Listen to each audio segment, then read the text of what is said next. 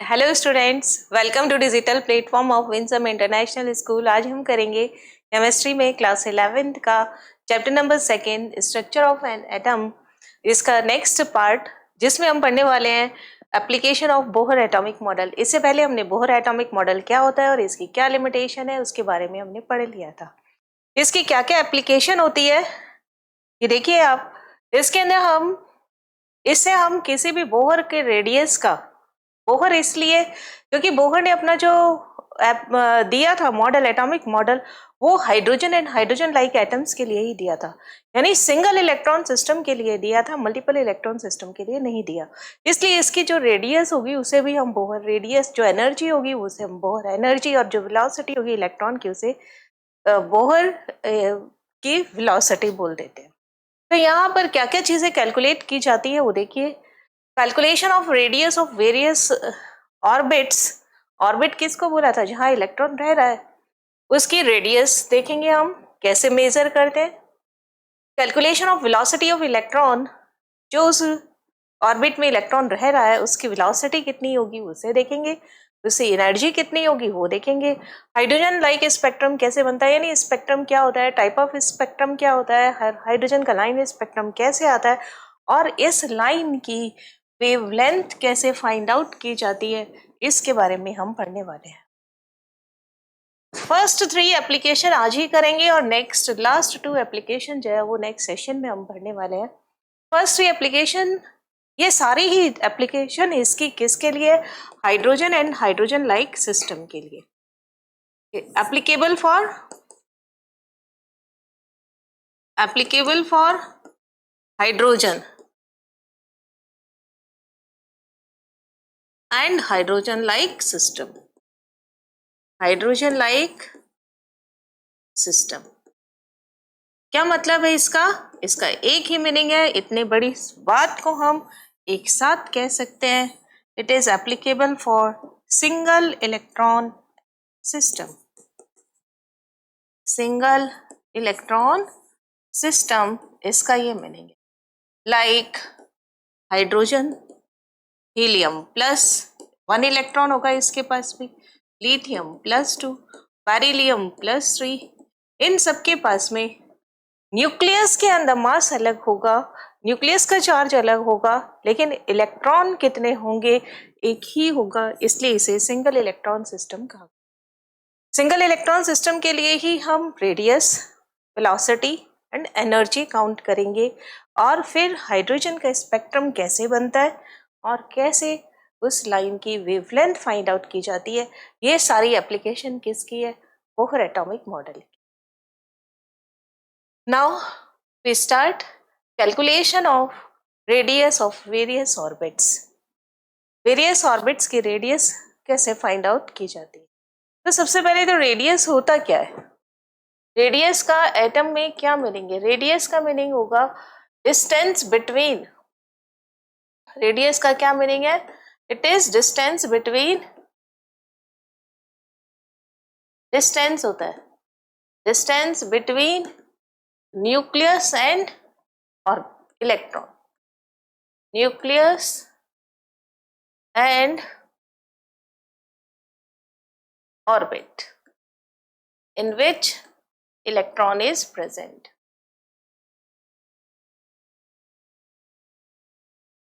इसी को ही हम क्या बोल देते हैं? ऑर्बिट। और जैसे कि बोहर ने बताया था, इलेक्ट्रॉन न्यूक्लियस के चारों तरफ रोटेट करता है, तो इट मीन्स उसी कैसे रिप्रेजेंट करेंगे?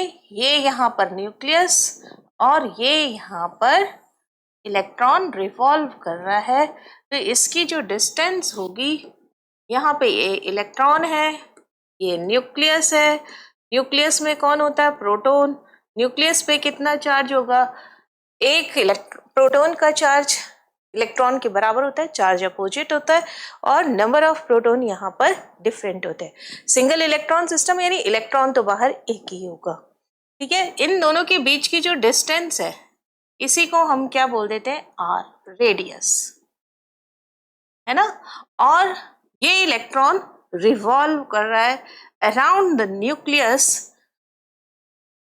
तो यहाँ पर रिवॉल्व करने की वजह से ये इलेक्ट्रॉन है, इसकी वेलोसिटी होगी, और वेलोसिटी टेंजेंशियल वेलोसिटी होगी इसकी,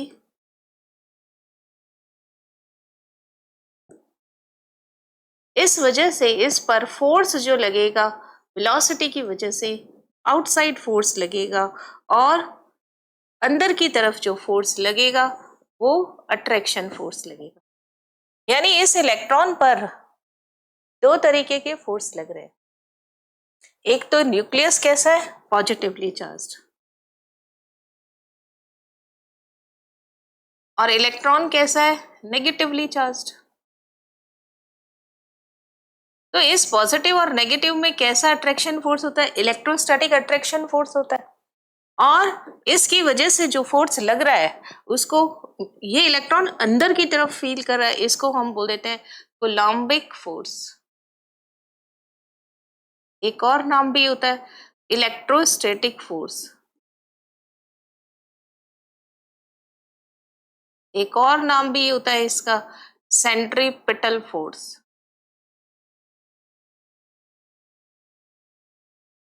यानी ये इलेक्ट्रॉन अंदर की तरफ जो अट्रैक्शन फील करता है उसे ही हम क्या बोल देते हैं, कूलम्बिक फोर्स बोल देते हैं, या फिर इलेक्ट्रोस्टैटिक फोर्स बोल देते हैं क्योंकि एक पॉजिटिव एक नेगेटिव है, और सेंट्रीपिटल फोर्स बोल देते हैं क्योंकि सेंटर की तरफ हो रहा है। इसकी वेलोसिटी की वजह से जो फोर्स लग रहा है इसके ऊपर, इस वेलोसिटी की वजह से जो फोर्स लग रहा है वो आउटसाइड फील करता है, और ये फोर्स क्या होता है, सेंट्रीफ्यूगल फोर्स। ठीक है। और इलेक्ट्रॉन ये क्या चीज है, यहाँ पर ऑर्बिट, स्टेशनरी ऑर्बिट है।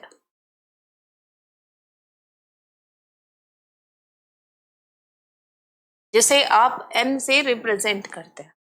यहाँ पे ये स्टेशनरी ऑर्बिट है, और जब भी एक ही ऑर्बिट में ये रोटेट करता है, रिवॉल्व करता है, तो यहाँ पर कूलम्बिक फोर्स और सेंट्रीफ्यूगल फोर्स दोनों एक दूसरे के इक्वल होते हैं। इसीलिए ये एनर्जी का ना तो लॉस होता है यहाँ पर, ना ही एनर्जी यहाँ पर गेन होती है। ये बात किसने बोली थी, बोहर ने। तो ये सब बातें हम लिखेंगे यहाँ पर। Electron revolve around the nucleus,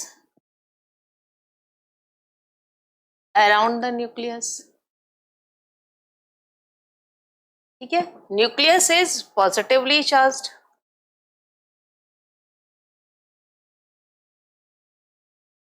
क्योंकि इसमें कौन रहता है, प्रोटॉन, और चार्ज ऑफ न्यूक्लियस कितना होगा, Ze। चार्ज ऑन न्यूक्लियस कितना होगा, Ze।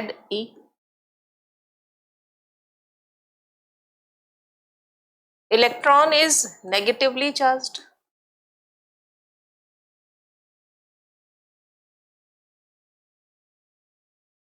There is attraction between, attraction होता है किस किस के बीच में, nucleus and, between nucleus and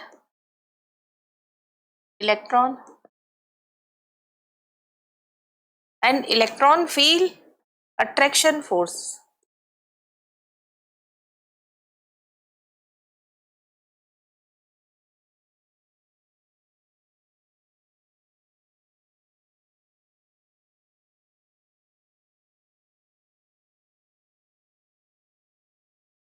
This force is known as,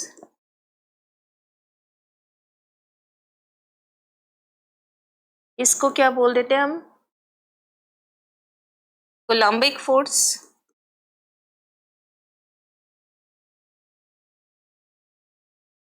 और सेंट्रीपिटल फोर्स, क्योंकि ये क्या होता है, टूवर्ड्स सेंटर।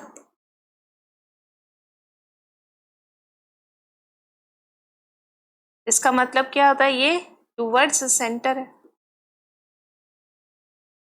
और क्या बोलते हैं इसको, इलेक्ट्रोस्टैटिक फोर्स, क्योंकि ये पॉजिटिव और नेगेटिव के बीच में लग रहा है।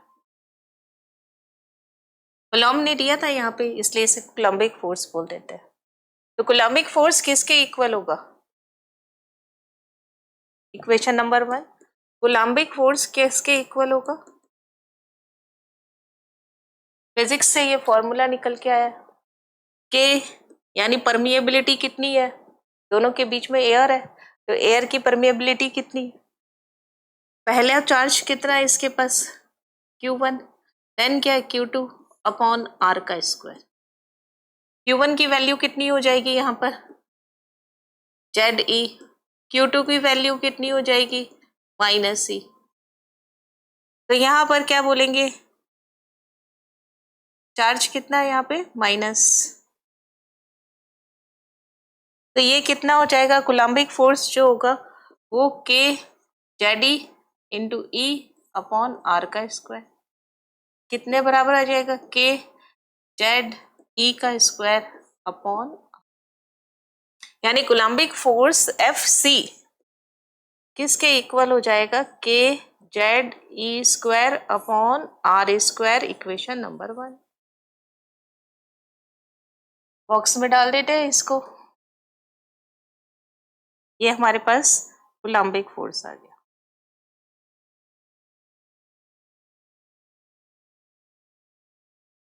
ठीक है, इक्वेशन नंबर 1। अब देखिए इक्वेशन नंबर 2 कहाँ से आएगी, इसकी वेलोसिटी की वजह से जो फोर्स डेवलप हो रहा है, जो आउटसाइड द सेंटर है या अवे फ्रॉम सेंटर है, तो इसे हम क्या बोल देते हैं, centrifugal force.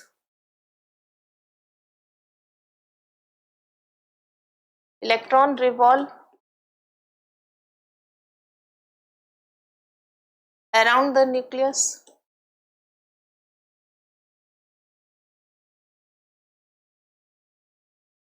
due to velocity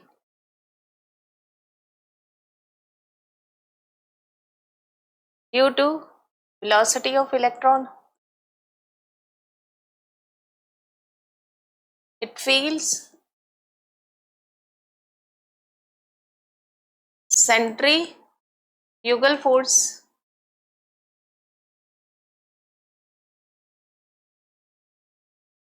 it is away from center.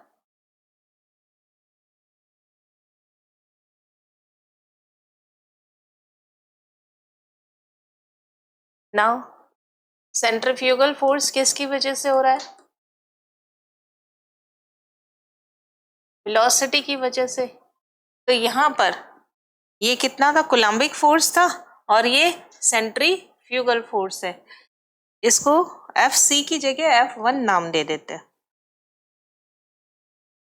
क्या नाम दे देते हैं इधर, F1 है ना, इसे क्या नाम दे देंगे, F2, किसके इक्वल हो जाएगा, mv स्क्वायर अपॉन R, यानी F2 किसके इक्वल है, mv square upon R।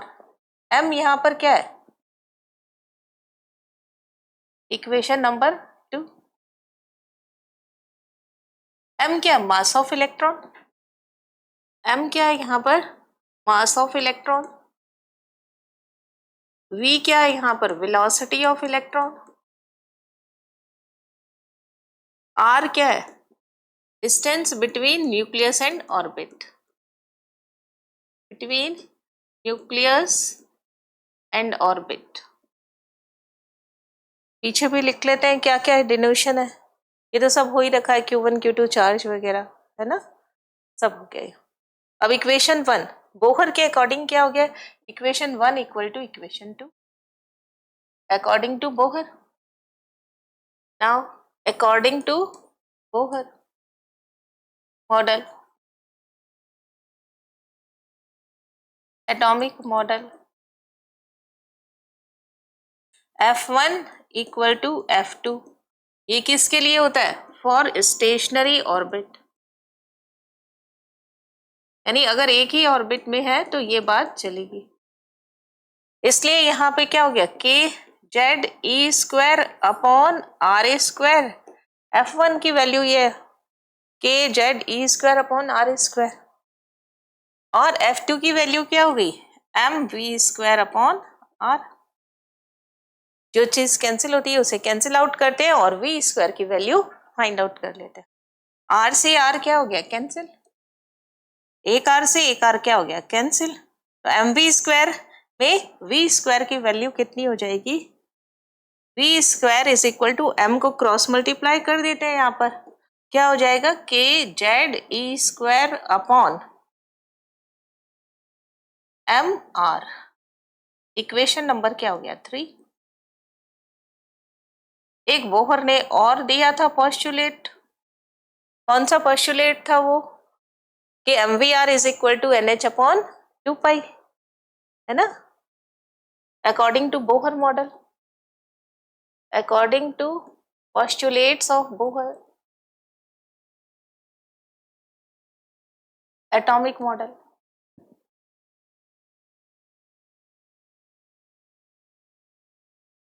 MVR is equal to क्या हो गया NH अपॉन 2 पाई। यहां से V की वैल्यू निकाल लो, NH अपॉन MR। अब V की put value of V in equation 3, put value of V in equation 3। तो आपके पास ये क्या V का स्क्वायर, तो NH अपॉन MR का 2 पाई, MR है ना 2 पाई, MR का whole square is equal to K Z E square upon R. यही है K Z E square upon M R. M जो चीज आगे इसको बस सॉल्व ही करना है, 4 pi square M square R square, जो चीज कैंसिल आउट हो रही होगी उसे हम कैंसिल कर देंगे। क्या क्या कैंसिल हो रहा है, एक एम कैंसिल हो रहा है, एक आर कैंसिल हो रहा है, और कुछ कैंसिल नहीं हो रहा है। इस आर को हम यहाँ ट्रांसफर करके के, ये आर कहाँ जाएगा, ये वाला आर इधर ले जाते हैं, और के ये वाले जो के जेड ई स्क्वायर है इसको हम यहाँ ले आते हैं, क्रॉस मल्टीप्लाई करते हैं।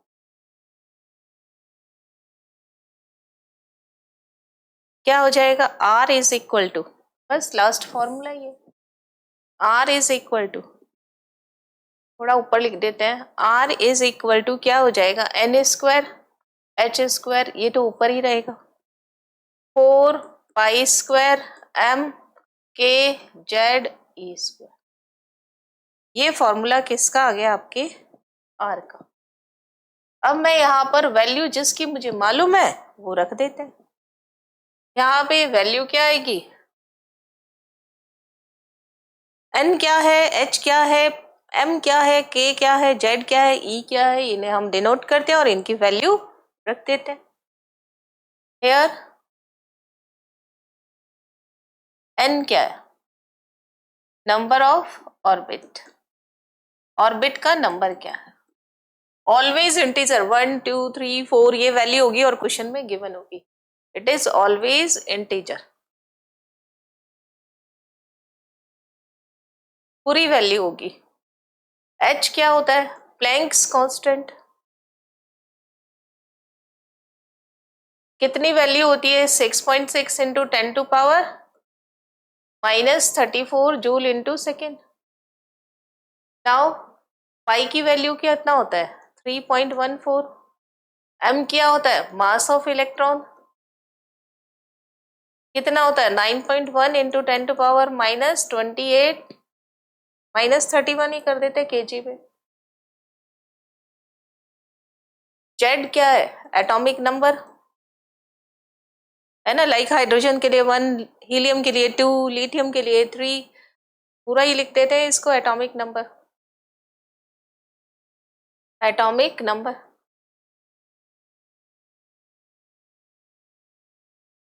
नाउ और क्या रह गया के कांस्टेंट, परमिएबिलिटी कांस्टेंट है, फिजिक्स से आई है ये term, 9 into 10 to power 9 newton metre square पर कूलम्ब स्क्वायर। और E charge of electron, electron पर कितना चार्ज होता है 1.6 इंटू 10 टू पावर -19 कूलम्ब। हो गई सारी वैल्यूज। अब मैं सारी वैल्यूज इसको कहाँ पुट करती हूँ इस फॉर्मूले के अंदर, एक कौन सा फॉर्मूला आ गया इक्वेशन नंबर 4।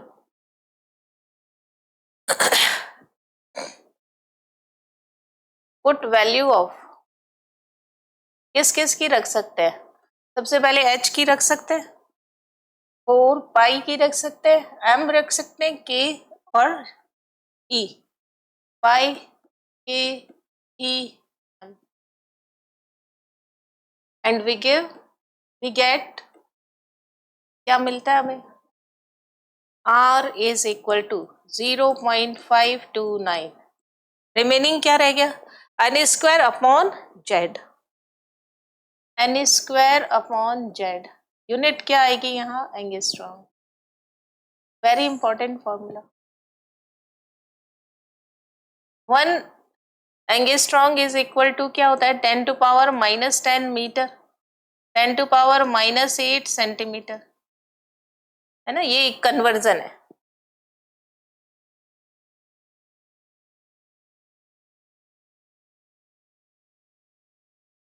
कन्वर्जन है ये कि 1 एंगस्ट्रॉम किसके बराबर होता है, तो रेडियस कितनी हो जाएगी, 0.529 इंटू 10⁻⁻8 कर देंगे, एन स्क्वायर अपॉन जेड, तो ये क्या आ जाएगा, सेंटीमीटर में। इट मीन्स ये आर का फॉर्मूला हो गया हमारे पास। Equation number 5, equation number 5, equation number 6, ये सारे रेडियस के फॉर्मूले हैं। Equation 4, 5 and 6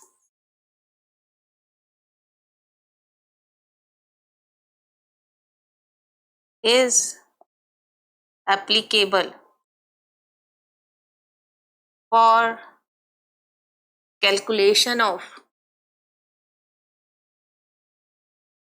radius for single electron system, single electron system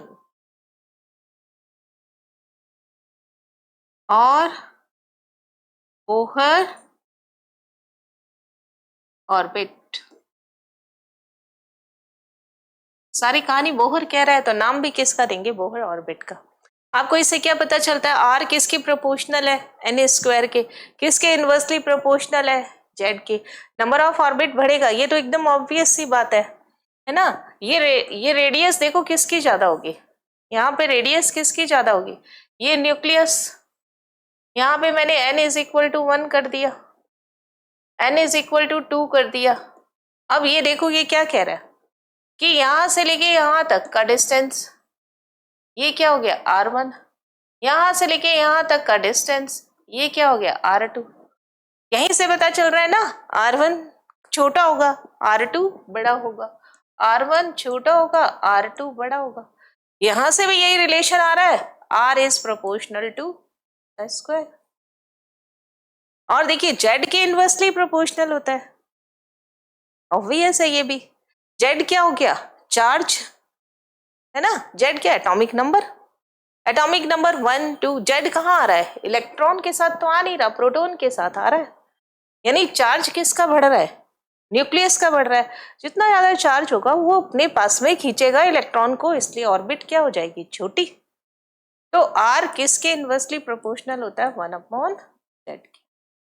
ये सारे रिलेशन हम लिखते हैं एक पेज पे, है ना। स्पेशल पॉइंट कौन कौन से है देखो, R is proportional to n square,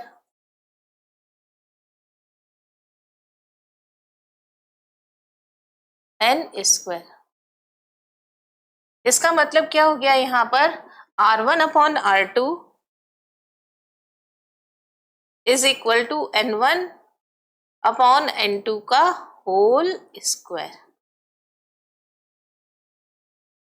बहुत ही इंपॉर्टेंट है ये, बहुत जगह कैलकुलेशन में काम आने वाला है ये चीज, है ना। ये फर्स्ट पॉइंट हो गया, ये सेकेंड पॉइंट।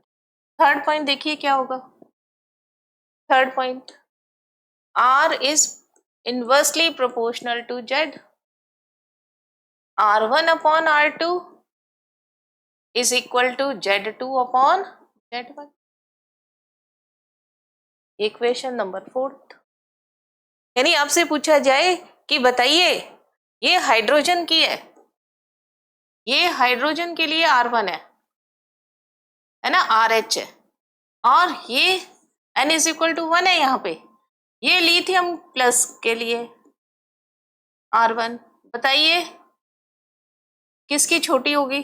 तो सीधा सा बात है Rli+2 छोटा होगा और RH बड़ा होगा, क्योंकि चार्ज बढ़ गया, सिंगल इलेक्ट्रॉन सिस्टम है। यहां से हमें पता चल रहा है कि Z जिसका ज्यादा होगा उसकी रेडियस कम होगी, Z जिसका बड़ा होगा उसकी रेडियस कम, Z जिसका छोटा होगा उसकी रेडियस ज्यादा।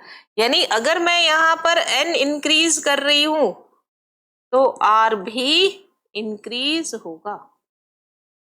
इफ Z क्या हो? कांस्टेंट हो। यहाँ पे ये बात ध्यान रखेंगे, अगर मैं यहाँ Z को कांस्टेंट कर दूं तो ये कंडीशन अप्लाई होगी। और इस तरफ क्या होगा? यहाँ पर इफ n कांस्टेंट हो तब मैं Z की बात करूंगी, तो Z अगर इंक्रीज होगा तो R डिक्रीज होगा। ठीक है, ये चीज समझ आ गई आपको? यहां से देखने से ऐसे लग रहा है कि Li+2 बड़ा है, थोड़ा सा इसको चेंज कर देते हैं, हम RH की वैल्यू बड़ी कर देते हैं। ये RH दिखने में भी हमें ऐसा ही लगना चाहिए कि ये वास्तव में बड़ा है। ये क्या हो गया? हाइड्रोजन के लिए n=1 के लिए ये और रेडियस हो, ये भी n=1 हाइड्रोजन के लिए, ये Li+2 है ना। RH बड़ी होगी और इसके लिए RH छोटी होगी। नाउ क्वेश्चन देखते हैं। Calculate the radius of first and second orbit, Bohr orbit of hydrogen.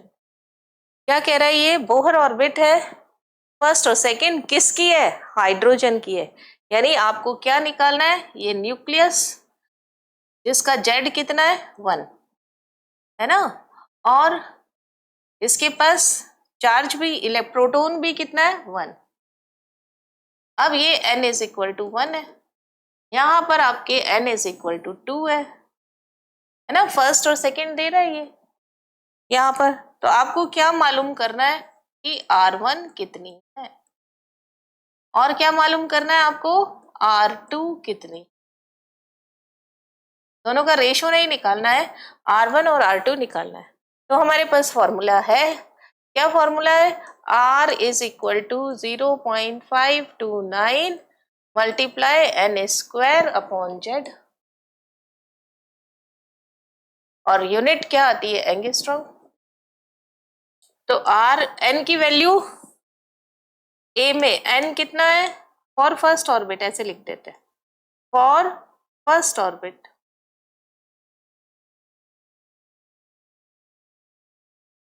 Of hydrogen atom. तो आपके पास n कितना है? 1, Z कितना है? 1, तो R की वैल्यू कितनी हो जाएगी? 0.529 1² यानी 0.529 एंगस्ट्रॉम। आंसर आ गया। सेकंड देखिए क्या है,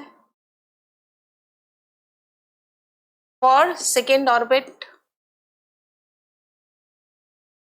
ये भी किसका है? Of hydrogen atom. n की वैल्यू कितनी हो गई? 2, Z की वैल्यू वही रही है ना, n की वैल्यू 2 हो गई है, तो R की वैल्यू कितनी हो जाएगी? 0.529 मल्टीप्लाई 2² यानी 0.529 इंटू 4, अगर मल्टीप्लाई करोगे 36, 3 कैरी, 8, 9, 10, 11, 1 कैरी, 20, 21 एंगस्ट्रॉम। ये भी आंसर है। यानी R1 की वैल्यू कितनी हुई यहाँ पर? 0.529, इसकी वैल्यू कितनी हुई? 2.116 एंगस्ट्रॉम। यहाँ पे ये भी एंगस्ट्रॉम, अगर सेंटीमीटर में कहता है तो कन्वर्ट कर देते इंटू 10⁻⁸ सेंटीमीटर हो जाता। नाउ नेक्स्ट देखिए, ये हमारे पास रेडियस था। रेडियस के लिए आपको कौन कौन से फॉर्मूले ध्यान रखने पड़ेंगे? फर्स्ट, फोर्थ, क्या डिनोशन है, ये सब मालूम होना चाहिए। और सेकेंड, एंगस्ट्रॉम का ध्यान रखेंगे तो हमें सेंटीमीटर का अपने आप आ जाएगा। और क्या रिलेशन ध्यान रखना पड़ेगा, आर का एन के साथ में क्या रिलेशन है और जेड के साथ में क्या रिलेशन है।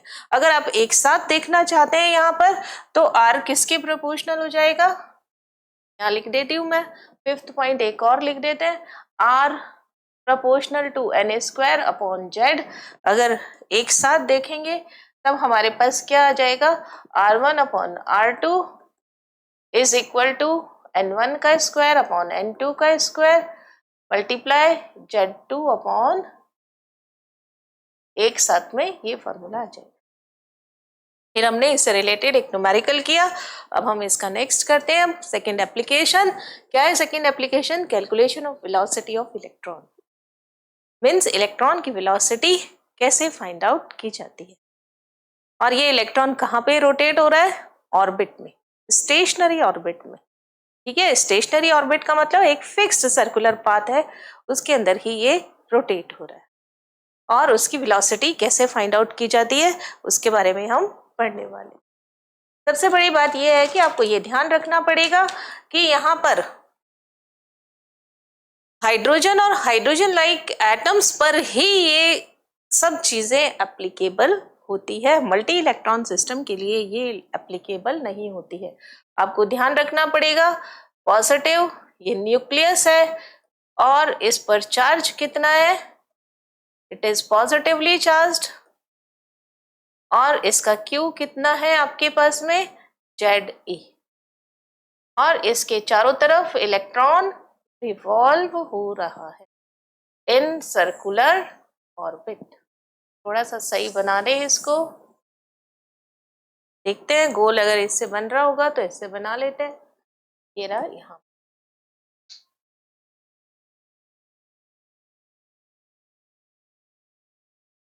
थोड़ा सा बड़ा कर देते हैं साइज, ठीक है। और यहाँ पे इलेक्ट्रॉन रिवॉल्व हो रहा है, ये इलेक्ट्रॉन यहाँ पर रिवॉल्व हो रहा है, रोटेट कर रहा है। इसकी वेलोसिटी कितनी है, वेलोसिटी v है, v वेलोसिटी है इसकी। और यहाँ से यहाँ तक की रेडियस r है, r रेडियस है, z वेलोसिटी है, और चार्ज कितना है, e चार्ज है। ये इलेक्ट्रॉन का चार्ज कितना है, तो आपको मालूम होगा जैसा कि हमने पहले भी पढ़ा कि इसके अंदर दो फोर्स लगते हैं, एक F1 और एक F2। जो यहाँ से अंदर की तरफ लग रहा है उसको हमने क्या नाम दिया, जो अंदर की तरफ फोर्स लग रहा है इसको क्या नाम दिया था, F1 कोलम्बिक फोर्स, और जो बाहर की तरफ फोर्स लग रहा है उसे हमने क्या नाम दिया था, जो बाहर की तरफ फोर्स लग रहा है उसे हमने क्या नाम दिया, F2। दूसरी जगह ही लिख लेते हैं,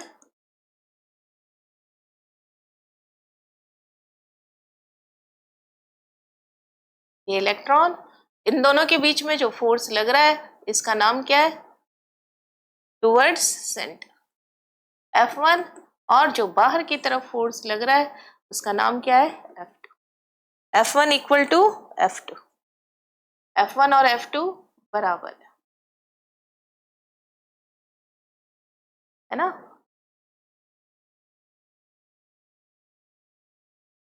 according to Bohr atomic model, वही दोनों एप्लीकेशन जो हमने अभी की थी यहाँ पे भी काम आएंगी। कोलम्बिक फोर्स किसके इक्वल था, सेंट्रीफ्यूगल फोर्स के, सेंट्रीफ्यूगल फोर्स किसके लिए था ये, फॉर स्टेशनरी ऑर्बिट, इसका नाम क्या है, ऑर्बिट। इसको कैसे डिनोट करते हैं, एन से। हमेशा इसकी वैल्यू कैसी होगी, इंटीग्रल वैल्यू होगी, इंटीग्रल वैल्यू होगी। इंटीग्रल वैल्यू का मतलब 1 2 3 4 ऐसी वैल्यू होगी, 0 नहीं होगी। ऑर्बिट की वैल्यू हमेशा यही होगी। तो F1 इक्वल टू क्या है, F2। F1 कितना है आपके पास में, K Z E square upon R square, और यहाँ पे क्या वैल्यू है, M V square upon R. तो जब मुझे वेलोसिटी मालूम करनी होती है तो मैं किसकी वैल्यू निकाल लेती हूँ, यहाँ पर एम वी स्क्वायर की वैल्यू रख देते हैं। यहाँ पे आर से आर कैंसिल, तो मेरे पास एम वी स्क्वायर किसके इक्वल हो गया, K Z E square upon R के, ई स्क्वायर अपॉन आर के। इक्वेशन नंबर 1 दे देते हैं।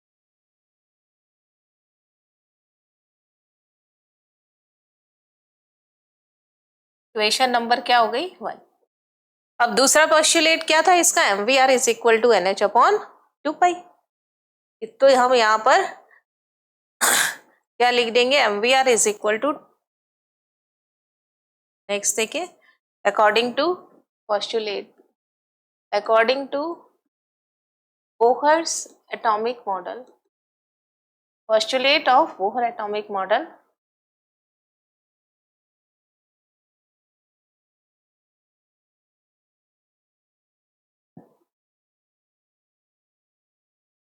क्या कहता है ये, M V R is equal to orbital angular momentum किसके इक्वल होता है, N H upon 2 pi. M V R is equal to N H upon orbital angular momentum H upon 2 pi का मल्टीपल इंटीग्रल होता है।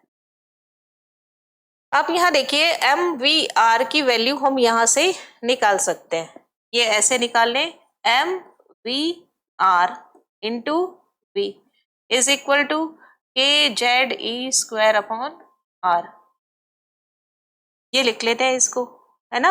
अब यहाँ से M V R की वैल्यू क्या करते हैं, यहाँ पे पुट कर देते हैं, एम वी आर की वैल्यू ये आ गई, और इस इक्वेशन के अकॉर्डिंग एम वी आर की वैल्यू ये हो जाएगी।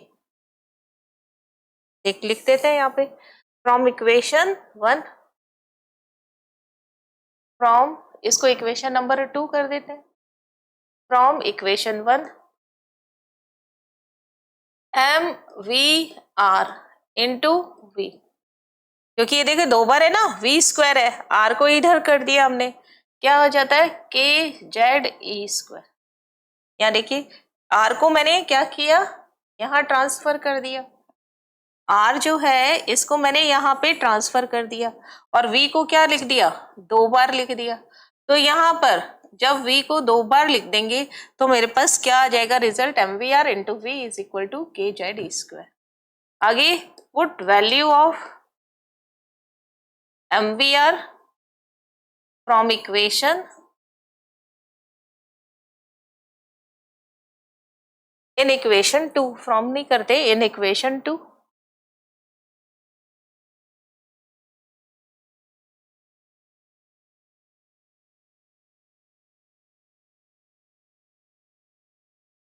From equation 2 M V R की वैल्यू क्या आ रही है, एन एच अपॉन 2 पाई, ये तो है ही है। v की value v is equal to K Z E square. मुझे तो किसको फाइंड आउट करना है, इस v को कैलकुलेट करना है, इसलिए इस सारे को मैं क्या कर दूं, इधर ट्रांसफर कर दूं। जब मैं इधर ट्रांसफर करूंगी तो NH तो कहाँ जाएगा, नीचे, है ना, और जैसे ये 2 पाई ऊपर की तरफ और NH नीचे, जो न्यूमरेटर में वो डिनोमिनेटर हो जाएगा, जो डिनोमिनेटर है वो न्यूमरेटर हो जाएगा। तो v की वैल्यू क्या आ जाएगी, v is equal to K Z E square, ये तो पहले से ही है, यहां से कौन आया 2 पाई, अपॉन में कौन आ गया NH, बस यही फॉर्मूला है ना, के जेड ई स्क्वायर यानी 2 पाई के Z E square upon NH, ये किसका फॉर्मूला हो जाएगा, वेलोसिटी ऑफ इलेक्ट्रॉन का। तो v इज इक्वल टू, थोड़ा सा रीअरेंज कर लेते हैं यहाँ पर, 2 पाई के Z E square upon NH, rearrange किया,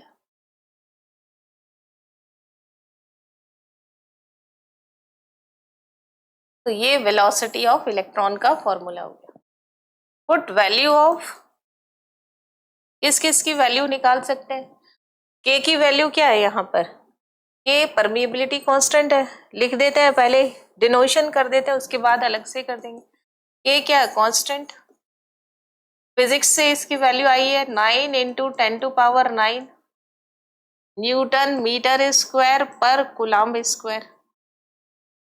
जेड एटॉमिक नंबर है, जो चेंज होगा एलिमेंट के साथ में, इसलिए इसकी वैल्यू हम नहीं रखते।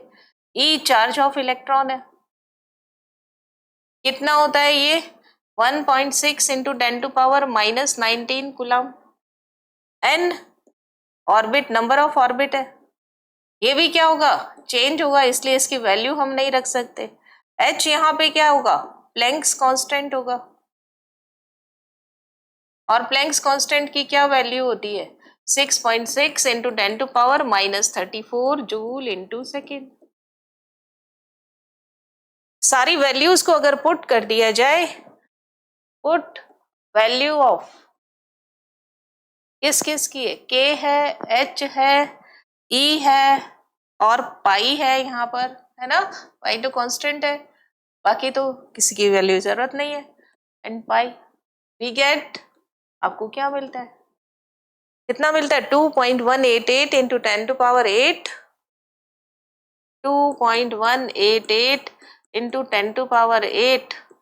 जेड ऊपर है देखो और एन नीचे है, जेड अपॉन एन। यूनिट क्या आएगी, वेलोसिटी की क्या यूनिट होती है सेंटीमीटर पर सेकेंड या मीटर पर सेकेंड। अगर मैं यहाँ पर 10⁸ लिखती हूँ तो क्या आएगा सेंटीमीटर पर सेकेंड। ये वेलोसिटी ऑफ इलेक्ट्रॉन का फॉर्मूला है। अगर 1 मीटर और कन्वर्ट कर लूँ इसको मीटर में, तो 1 मीटर इज इक्वल टू क्या होगा 10⁻² सेंटीमीटर। तो वेलोसिटी का फॉर्मूला क्या हो जाएगा 2.188 into 10⁶ Z upon N metre पर सेकेंड। तो आपके पास में कितने फॉर्मूले आ गए, 3 फॉर्मूले। कौन कौन से फॉर्मूले आ गए, इक्वेशन नंबर, फिर 2 तक हो गया था यहाँ पे, equation number 3, equation number 4, equation number 5। ये तीनों किसके लिए है, applicable for velocity of electron for single electron system. It is equation कौन कौन सी है यहाँ पर, कौन कौन सी इक्वेशन आई हमारे पास में, 3rd, 4th and 5th। Applicable for किसके लिए एप्लीकेबल होगी ये, velocity of electron for hydrogen and hydrogen like system.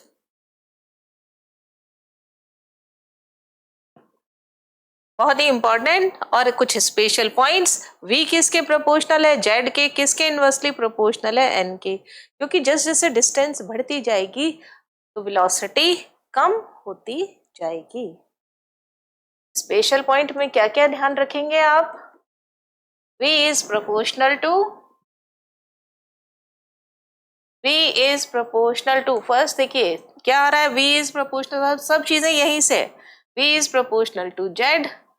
Then second point क्या हो जाएगा, V1 upon V2 is equal to Z1 upon Z2 और कांस्टेंट N।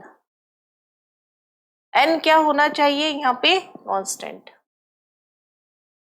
थर्ड पॉइंट देखिए, V is proportional to 1 upon N।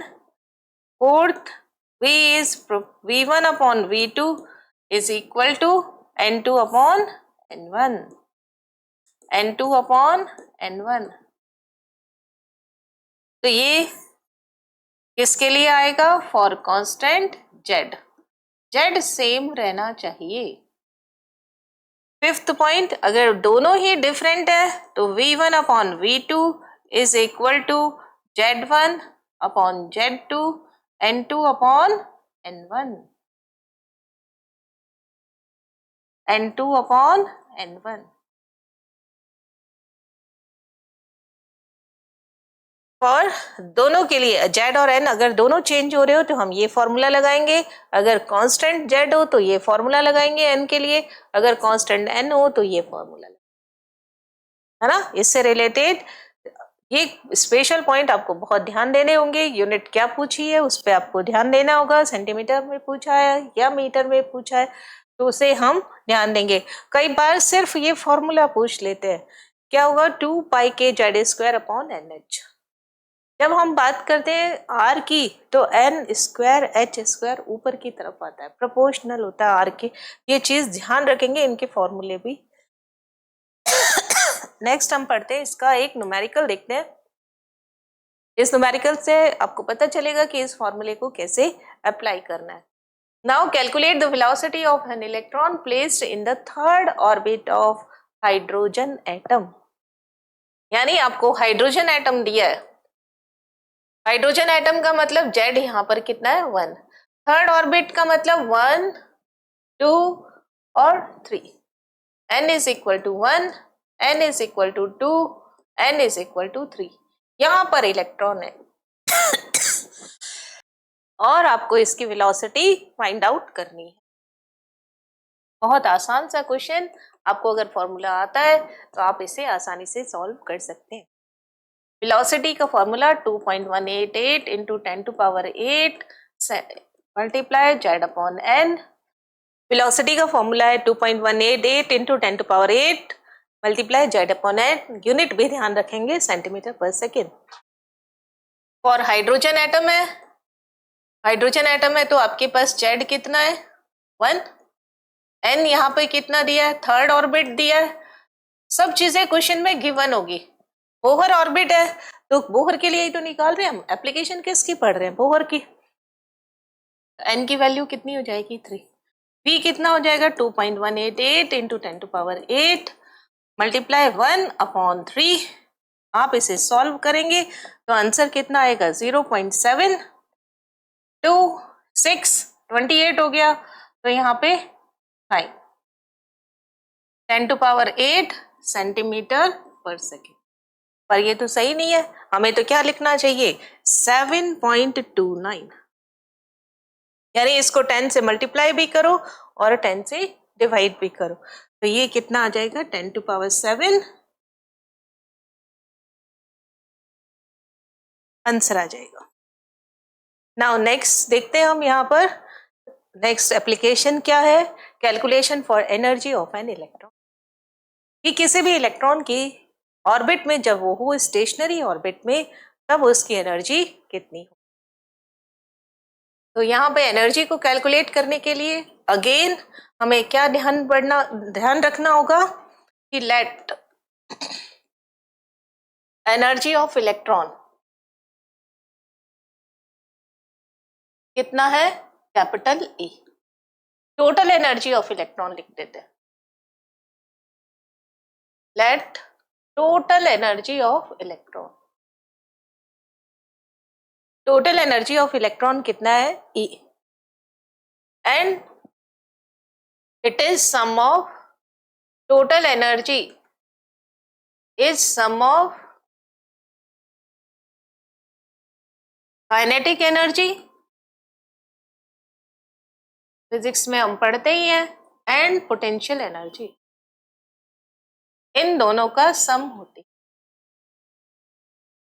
अब कितनी kinetic energy होगी, कितनी यहाँ पर पोटेंशियल एनर्जी होगी, ये हमें देखना होगा।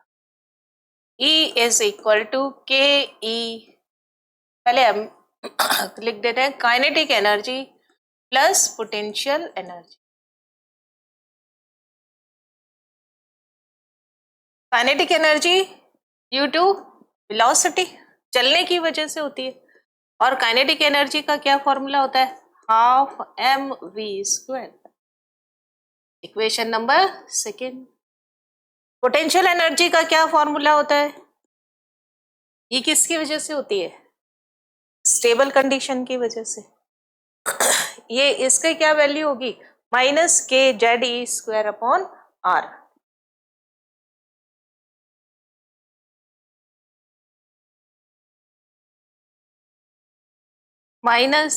-kZe², ऐसे लिखते हैं पहले इसका formula KQ1 Q2 upon R।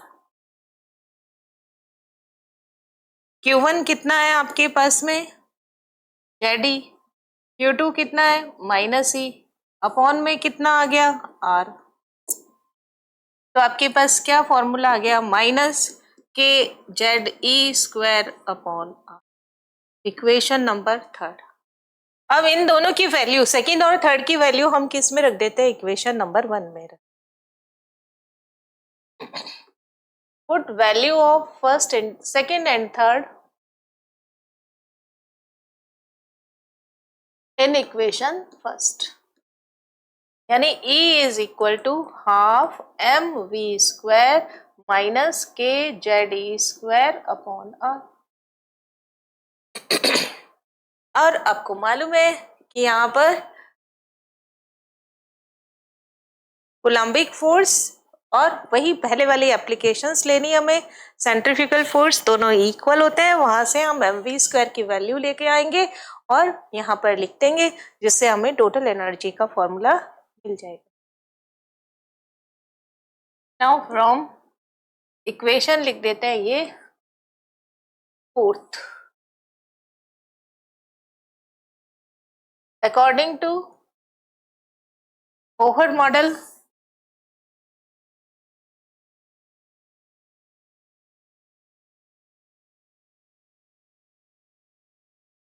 Coulombic force equal to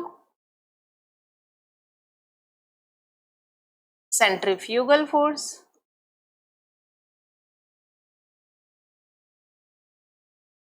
यानी F1 equal to F2।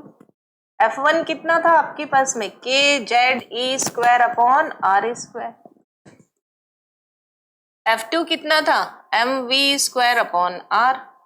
Are से आर को क्या कर दिया आपने, कैंसिल। तो आपके पास किसकी वैल्यू आ गई, K Z E square upon R की वैल्यू किसके बराबर आ गई, एम वी स्क्वायर के। एम वी स्क्वायर की वैल्यू किस में पुट कर देंगे, in equation fourth. Put value of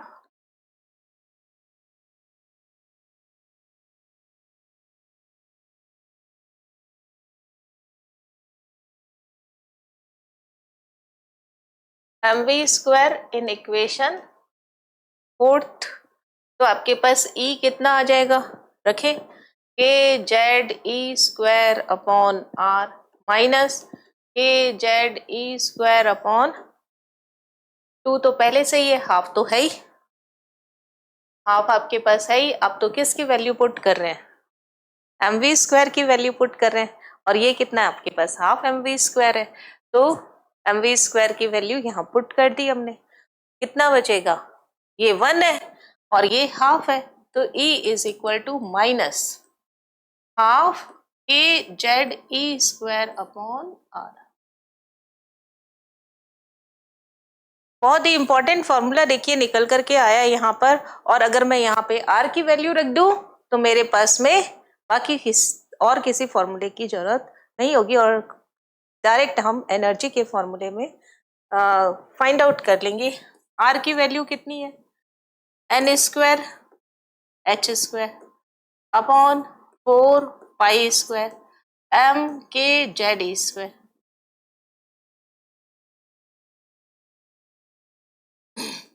Put value of R in equation number 5th. In equation 5th, तो आपके पास में क्या फॉर्मूला आ जाएगा, E is equal to minus half, इधर तो K है, Z है, E स्क्वायर है upon N square H square, यहाँ पे कितना आ जाएगा 4 pi square M K Z E square. जो चीज कैंसिल आउट होगी उसे हम कैंसिल आउट कर देंगे, यह 2 आ गया। तो E की वैल्यू कितने आएगा, -2 pi square M K square Z square E की पावर 4 अपॉन N स्क्वायर। ये फॉर्मूला किसका आ गया, एनर्जी का, टोटल एनर्जी का formula. Equation number 6, total energy कितनी किसके बराबर होती है, माइनस, देखिए सबसे बड़ी बात है माइनस में आंसर आ रहा है, 2 pi square M K square Z square E की power 4 upon N square H square. ये माइनस साइन क्या डिनोट करता है कि attraction between electron and nucleus, कि अट्रैक्शन फोर्स ज्यादा है, इस वजह से एनर्जी रिलीज हो रही है ना। माइनस साइन किसको बताता है? कोलम्बिक फोर्स को बताता है, मीन्स अट्रैक्शन फोर्स लगता है। और एन की वैल्यू हमेशा क्या होगी? इंटीग्रल, है ना। एन क्या हो गया? 1 2 3 4 यही रहेगा। और एन की वैल्यू इंटीग्रल होती है, इसका मतलब है ई कैसा है? क्वांटाइज्ड है। ई की वैल्यू भी क्वांटाइज होगी, मीन्स सारी वैल्यूज परमिसेबल नहीं होगी, क्योंकि एन कैसा है? यहाँ पर इंटीग्रल है, इसलिए एनर्जी क्वांटाइज्ड होती है। जो बात प्लैंक्स ने कही थी वो बात यहाँ पर प्रूव करके बताई बोहर ने। नाउ ये किस पर एप्लीकेबल होती है? ओनली सिंगल इलेक्ट्रॉन सिस्टम पर एप्लीकेबल होती है। देखिए यहाँ पर क्या कहता है, एनर्जी का फॉर्मूला यहाँ दोबारा लिख लेते हैं, -2π² mk² z² e⁴ upon n² h²। Equation number क्या थी यहाँ पर? 6th, ये थी 6th। नेगेटिव साइन इंडिकेट, क्या इंडिकेट करता है? Attraction between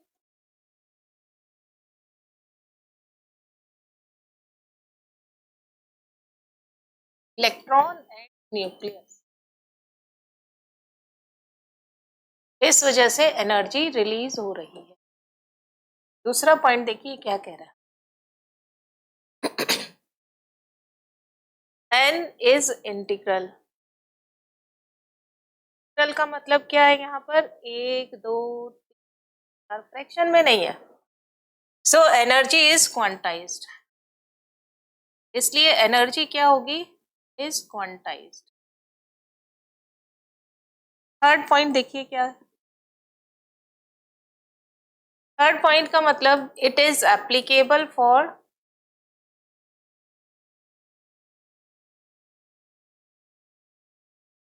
single electron system.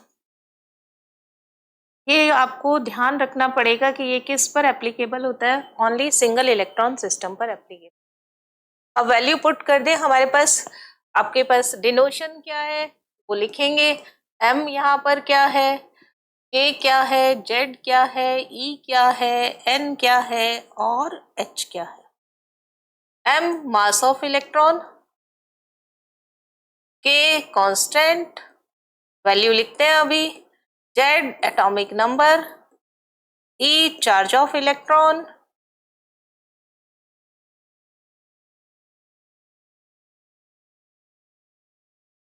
N number of orbit,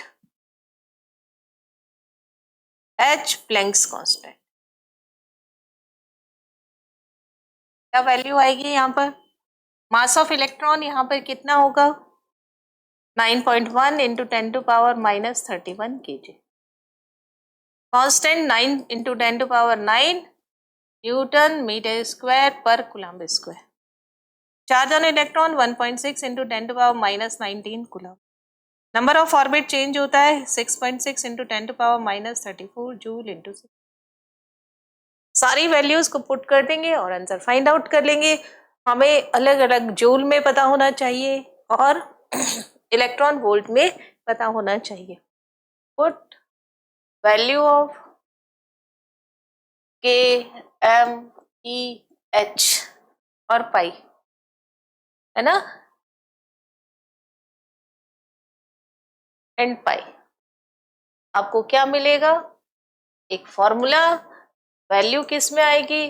minus में 13.6 इंटू, अब देखिए, Z² upon N², unit electron volt पर एटम। यूनिट पूरी ध्यान रखना, ये टोटल एनर्जी। और इलेक्ट्रॉन वोल्ट और जूल में रिलेशन आपको पता होना चाहिए, इससे हम जूल का फाइंड आउट कर लेंगे। 21.69 into 10⁻⁻19 Z square upon N square joule पर एटम। इक्वेशन नंबर 7 और 8, इक्वेशन 7, इक्वेशन 8 ज्यादातर इलेक्ट्रॉन वोल्ट में ही फाइंड आउट करने को कहते हैं, तो हमें 7 नंबर का फॉर्मूला हमें ध्यान रखना पड़ेगा। Equation 6, 7 and 8 applicable for calculation of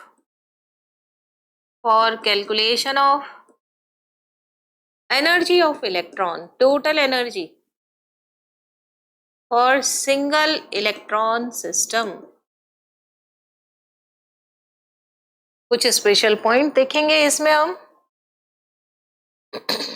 special point बहुत ही इंपॉर्टेंट है, ये पॉइंट्स बहुत बार इससे क्वेश्चन पूछा जाता है, आप इसको ध्यान देंगे तो क्या देखो, आपके पास में काइनेटिक एनर्जी कितनी है। काइनेटिक एनर्जी हमारे पास आई यहाँ पर Z E square minus Z E square upon R, और पोटेंशियल एनर्जी कितनी आई, सॉरी काइनेटिक एनर्जी मेरे पास कितनी है, हाफ एम वी स्क्वायर की अगर वैल्यू रखी मैंने तो 1/2 Z E square upon R plus में, और पोटेंशियल एनर्जी कितनी है हमारे पास में minus K Z E square upon R. तो दोनों में रिलेशन हो सकता है, कैसे देखो, आपके पास में पोटेंशियल एनर्जी कितनी आई minus K Z E square upon R, kinetic energy इसी में कितनी आई 1/2 K Z E square upon R. तो मेरे पास में क्या रिलेशन हो सकता है, potential energy is equal to -2 K ए। अगर मैं इसको माइनस कर दूं काइनेटिक एनर्जी को और 2 से मल्टीप्लाई कर दूं तो मेरे पास पोटेंशियल एनर्जी का फॉर्मूला आ जाता है। तो potential energy is equal to -2 K. और देखिए टोटल एनर्जी मेरे पास यहाँ पे कितनी आ रही है, यहाँ देखो -12 Z E square upon R, और half Z E square upon R किसकी वैल्यू है, के ई की। तो काइनेटिक एनर्जी किसके इक्वल है, टोटल एनर्जी किसके इक्वल है, माइनस के ई की। तो काइनेटिक एनर्जी और पोटेंशियल एनर्जी में क्या है, अब काइनेटिक एनर्जी की जगह मैं क्या लिख लूं, यहाँ पर माइनस काइनेटिक एनर्जी की जगह ई लिख दिया, तो ये क्या आ जाएगा प्लस टोटल एनर्जी किसके इक्वल है, माइनस के ई के, तो माइनस के ई की जगह लिखा तो आपके पास क्या आ जाएगा, potential energy is equal to total energy 2k। तो ये तीनों रिलेशन आपको बहुत अच्छे से पता होना चाहिए। पोटेंशियल एनर्जी, अगर आपको ये फॉर्मूले ध्यान है तो आप आराम से फाइंड आउट कर सकते हैं इन तीनों का रिलेशन। बहुत ही इंपॉर्टेंट है पोटेंशियल एनर्जी का, काइनेटिक एनर्जी का, और काइनेटिक पोटेंशियल एनर्जी और टोटल एनर्जी का रिलेशन। नाउ एक चीज और कि आपके पास अगर एनर्जी और नंबर ऑफ ऑर्बिट और जेड में क्या रिलेशन है, देखिए नेक्स्ट पॉइंट क्या है, E is proportional to minus का जरूर ध्यान रखेंगे, E is proportional to minus Z square, है ना, माइनस में है, क्योंकि माइनस में कोई चीज कम हो रही है इट मीन्स बढ़ रही है ना। नेगेटिव में अगर 1 है और -3 है तो कौन कम होगा, -3, और -1 ज्यादा होगा, उल्टा रिलेशन है। यानी अगर आप यहाँ पर जेड की वैल्यू बढ़ाते हो तो आपके पास में अगर आप जेड की वैल्यू बढ़ाते हो, जेड अगर आप इंक्रीज करते हो तो एनर्जी, जेड इंक्रीज किया माइनस में जेड इंक्रीज होने का मतलब क्या हो गया, कम हो गई, है ना। प्रोपोर्शनल है तो क्या हो जाएगा, डिक्रीज हो जाएगी, ये ध्यान रखना। Now E is inversely proportional to 1/n square, ये देखो 1/n स्क्वायर, यहाँ पे ये चीज ध्यान रखेंगे, ये किसके लिए, फॉर कांस्टेंट n कांस्टेंट है। यहाँ देखो अगर मैं n की वैल्यू बढ़ा रही हूं तो एनर्जी की वैल्यू माइनस में कम हो रही है, तो एनर्जी क्या होगी, इंक्रीज होगी। तो फॉर कांस्टेंट जेड। अब आप देखो क्या बोलते हैं, अभी तक का बोहर एटॉमिक मॉडल अगर आपने देखा हो तो ये न्यूक्लियस था और ये ऐसे n is equal to 1, n is equal to 2, n is equal to 3। ये क्या होता, लोअर एनर्जी लेवल था, और ये क्या, हायर एनर्जी लेवल। यही तो कह रहा है, n बढ़ाने पर एनर्जी बढ़ती है, यस बढ़ रही है ना।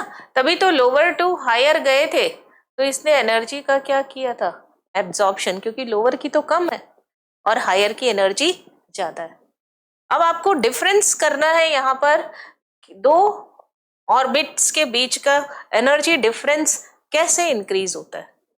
जैसे ये न्यूक्लियस, और मैं यहाँ पे n is equal to 1, n is equal to 2, energy निकालेंगे, n is equal to 3, n is equal to 4 तक निकाल लेते हैं, एनर्जी गैप देख लेते हैं क्या आता है।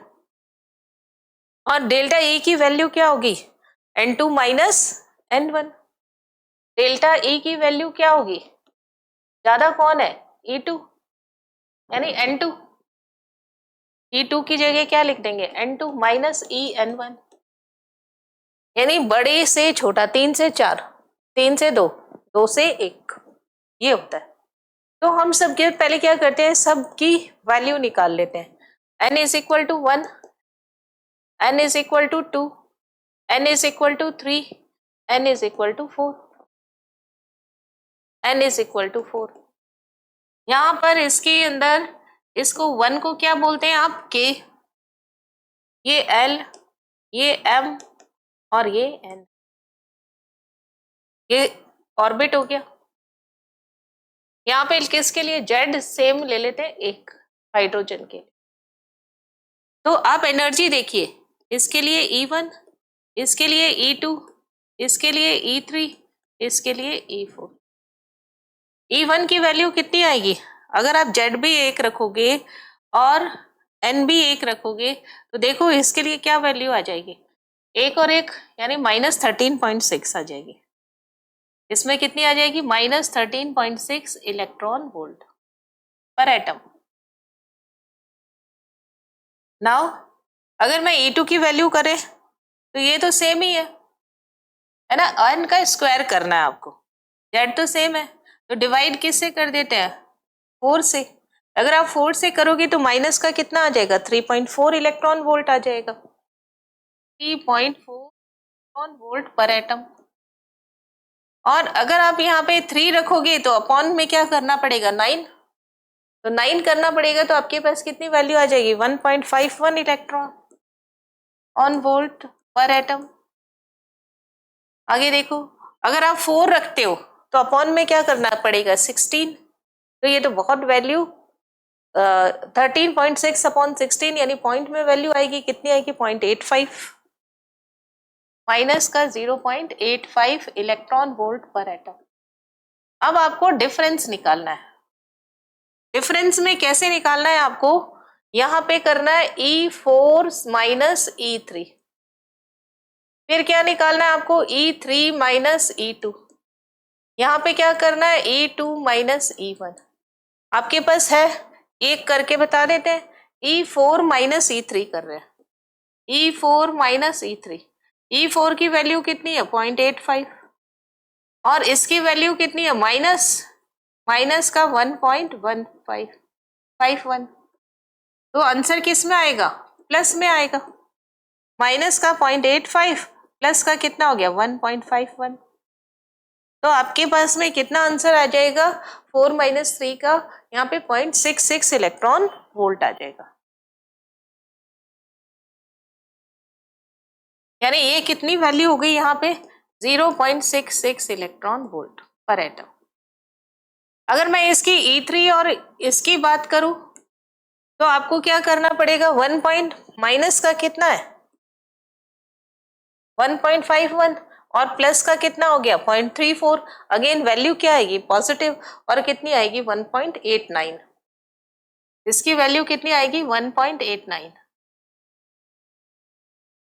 और E2 और E1 की वैल्यू की बात करेंगे तब मेरे पास ये 3.4 है और ये कितना माइनस का 13.6 यानी प्लस का 13.6, तो आपके पास में 10 के करीब आ जाएगा answer, 10.2 electron volt, 10.2 electron volt पर एटम।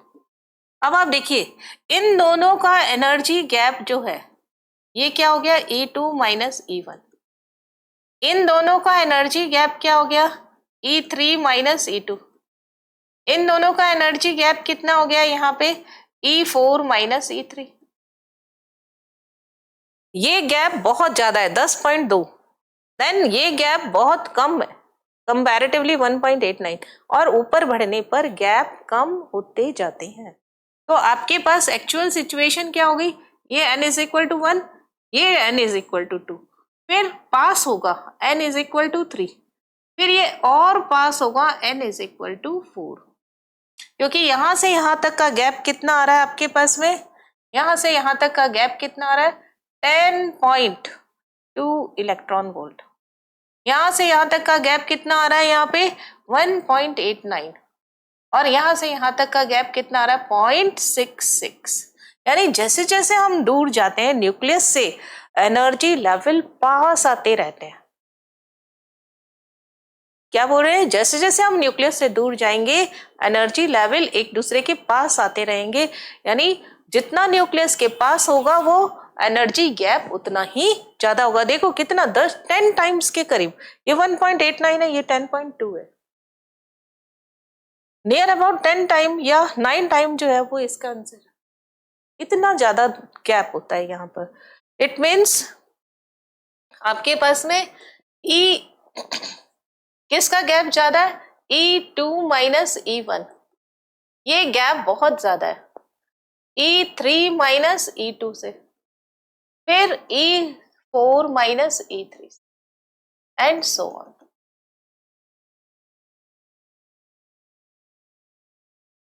ठीक है, तो ये आपके पास में रिजल्ट आ गया। As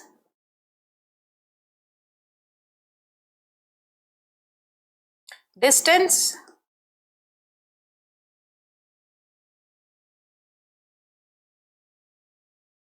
from nucleus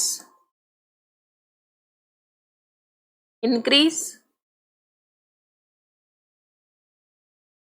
then energy's difference delta E decrease। देखो न्यूक्लियस के पास है तो लोअर एनर्जी है, न्यूक्लियस से दूर है, न्यूक्लियस के पास है, ये न्यूक्लियस अगर इसके न्यूक्लियस के पास है तो ये लोअर एनर्जी लेवल है, दूर है तो ये हायर एनर्जी लेवल है, लेकिन इन दोनों का गैप धीरे धीरे धीरे धीरे कम आता है। ऐसे बनाएंगे 1 2 3 3, ये 4, n is equal to 1, n is equal to 2, n is equal to 3, n is equal to 4, पास आते जाते हैं क्योंकि एनर्जी गैप कम होता जाता है।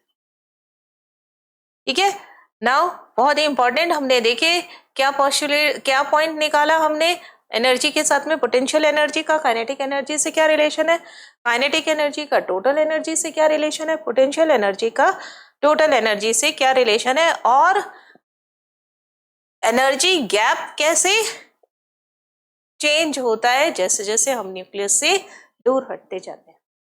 नाउ एक न्यूमेरिकल करते हैं जिससे कि आपको और अच्छे से पता चलेगा कि कैसे हमें वैल्यूज को पुट करना है। Calculate the energy of lithium +2। Again देखिए लिथियम +2 हाइड्रोजन लाइक के एटम है, क्योंकि लिथियम थर्ड नंबर पे आता है, जेड की वैल्यू 3 है, +2 है यानी 2 इलेक्ट्रॉन हमने निकाल दिए, इसके पास कितना इलेक्ट्रॉन बचा 1, यानी Li+2 सिंगल इलेक्ट्रॉन सिस्टम है। फॉर सेकेंड एक्साइटेड स्टेट, बहुत ही अच्छा क्वेश्चन है, यहाँ पे मैंने लिया Li+2 यानी यहाँ पे Z की वैल्यू कितनी है 3, n देखिए इलेक्ट्रॉन मेरे पास कहाँ पे है n इज इक्वल टू 1 में। अब मैं एक्साइटेड स्टेट देख रही हूँ, एक्साइटेड स्टेट का मतलब n is equal to 2, n is equal to 3, ये सारी, ये तो कौन सी स्टेट हो गई, ग्राउंड स्टेट, और ये बाकी रिमेनिंग जितनी भी होंगी ये क्या होंगी, एक्साइटेड स्टेट।